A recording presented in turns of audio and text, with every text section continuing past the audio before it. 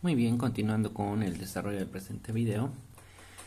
Estábamos señalando las normas de interpretación. Tenemos aquella que está establecida en el 511, por ejemplo, dice, ¿no? Cuando una cláusula es susceptible de diversos sentidos, se le debe dar el que pueda producir algún efecto, nunca el que ninguno. Eso quiere decir que cuando nos encontremos ante una cláusula que es ambigua, es decir, que pueda tener dos o más sentidos en su interpretación, pues el código recomienda que en estos casos nosotros tenemos que dar aquella interpretación que va a dar un efecto jurídico dentro del contrato y no aquel que no surta ningún efecto, o sea, total o completamente intrascendente. El artículo 512, términos de diferentes acepciones, les doy la lectura. Dice, los términos susceptibles de dos o más sentidos o acepciones deben tomarse en el que más convenga a la materia y a la naturaleza del contrato. En este caso, estamos hablando de las frases polisémicas. Las frases polisémicas son aquellas que se escriben igual y se escuchan igual, pero tienen distintos significados. Podemos estar hablando, por ejemplo, de gata, que puede ser un animal, puede ser el instrumento mecánico, ¿no es cierto? Esa herramienta que sirve para suspender un auto y cambiarle la rueda. Podemos estar hablando de pico, que puede ser un beso, puede ser la cima de un cerro, puede ser un pico de plancha, como decimos aquí, ¿no es cierto? O la herramienta también, ¿no? Entonces encontramos distintos significados. En este caso, en esas frases polisémicas o términos de diferentes acepciones, pues vamos a aplicar aquella que convenga a la naturaleza del contrato. Seguimos, a ver.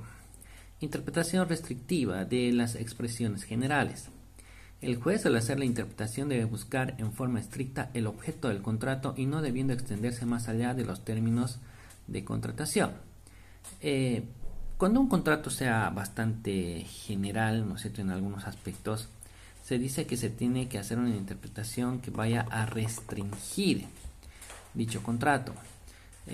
Por ejemplo, si voy a decir, y la trabajadora del hogar tendrá, por ejemplo, como principales funciones realizar la limpieza de la casa. Eso no quiere decir que tenga que subirla yo al techo a sacar las hojas o que realice el lavado de paredes del interior, del exterior, del muro perimetral o que tenga que lavar pues cada día el techo, por decir algo, ¿no? Entonces ahí vamos a hacer una interpretación un poco más restrictiva toda vez que ha sido establecido de forma general. Ahora, en contrasentido pues tenemos lo que establece el artículo 516, una interpretación extensiva de las referencias explicativas.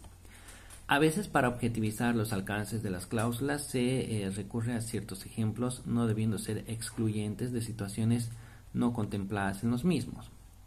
A ver, vamos a trabajar con el mismo ejemplo, por eso hay que buscar un equilibrio, ¿no? Por decir algo, la trabajadora del hogar, entre sus funciones, deberá barrer y trapear la cocina después de cocinar cada día. Bueno, eso se ha puesto a título de una referencia explicativa.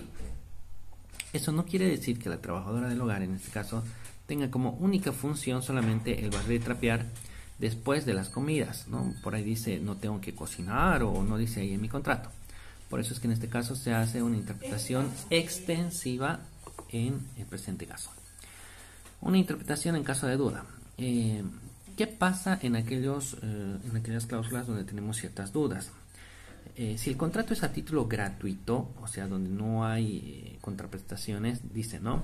Será en el sentido menos gravoso para el obligado. Ejemplo, en la donación, en casos de duda, el donante no está obligado a entregar una vivienda en estado de habitabilidad y menos responder por los vicios ocultos. O sea, la persona te está regalando una casa. Si la casa no está en excelentes condiciones de habitabilidad, en ningún momento pues se va a pretender que el tipo le haga una refacción completa, ya que te está regalando una casa, o sea, ¿dónde más? Ahora, ¿qué pasa en aquellos contratos donde no son pues a título gratuito, sino que son onerosos, donde hay una contraprestación? Ahí se da lectura y aplicación al artículo 517, donde se establece que en este caso se va a realizar una interpretación que sea armónica, que sea equitativa, es decir, que trate de mantener todavía la reciprocidad entre ambas partes. Estamos hablando de lo que se conoce habitualmente como la justicia conmutativa, ¿no? En aquellos casos en que el contrato sea bilateral, oneroso, ¿no es cierto? Una interpretación que pueda mantener todavía ese equilibrio. ¿Qué pasa con los contratos de adhesión? Ya sabemos, nosotros lo hemos visto en la clasificación de los contratos en la unidad 2. Los contratos de adhesión son aquellos que ya están establecidos, prefabricados, empastados, ¿no es cierto? Donde solamente se escribe el nombre, el número de cédula y la firma.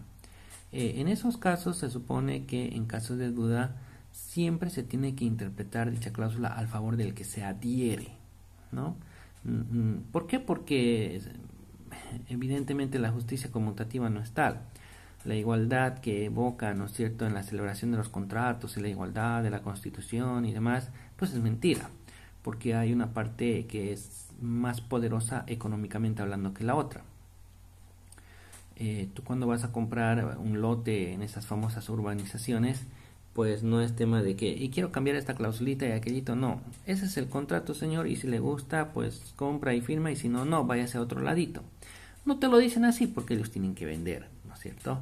Evidentemente, lo único que te queda es pues someterte y adherirte a dicho contrato. Por eso es que en caso de duda, ¿qué se tiene que hacer? Siempre se va a interpretar a favor del que se adhiere y en contra de quien hizo el contrato. Este es un elemento muy importante que les estoy dando porque tiene mucho que ver con la tutoría, que en realidad es un caso el que está expuesto ahí y que ustedes tienen que dar ciertos lineamientos para su solución. Bien, vamos a entrar a ver la unidad 7, hablando de la cláusula penal y de las arras. Un concepto que está desarrollado ahí en las diapositivas es una estimación anticipada de los daños y perjuicios para que en caso de incumplimiento o retraso de la obligación. Bien sabemos, en Civil 3 lo han tenido que ver, que el fenómeno del incumplimiento pues contrae lo que son el causar daños y perjuicios, ¿no? El tema de los daños y perjuicios tiene que ver con el daño emergente y el lucro cesante. Entonces, cuando tú haces un contrato y no estableces alguna cláusula penal o arras, pues en un proceso judicial en caso de incumplimiento vas a tener que demandar la resolución del contrato por incumplimiento voluntario y el pago de daños y perjuicios. Y como el contrato carece de una cláusula ya sea penal o de arras, pues vas a tener que probar dentro del proceso ese lucro cesante y ese daño emergente el cual se ha producido producto del incumplimiento. Eso es muy difícil el comento para los abogados porque las partes no nos dan bastantes elementos para poder demostrar eso. Entonces, generalmente los abogados somos malos para probar la existencia de daños y perjuicios. Ahora, ¿cómo se soluciona esto? Esto es sencillo, lo único que se hace es pues poner una cláusula penal para anticipar. Entonces, cuando hay una cláusula penal, no importa si existen o no existen daños y perjuicios, igual se paga lo que establece la cláusula penal. A ver, vamos a seguir. Cláusula penal compensatoria y tenemos la cláusula penal moratoria. La cláusula penal compensatoria es aquella donde producto del incumplimiento te van a dar algo a título de compensación, pero tú en un proceso judicial no puedes pedir las dos cosas. Yo no puedo pedir el cumplimiento y el pago de la cláusula penal. ¿Por qué? Porque ya sería un enriquecimiento ilícito, ¿no?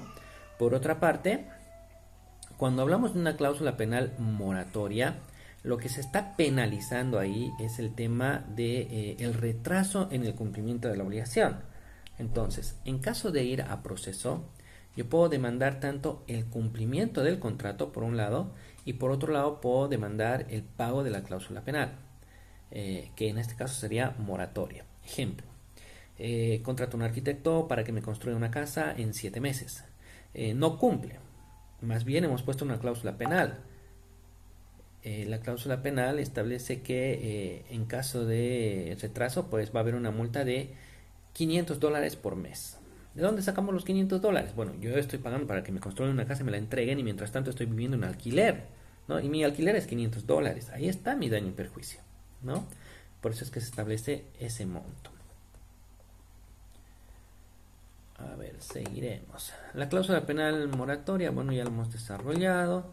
El fenómeno de las arras.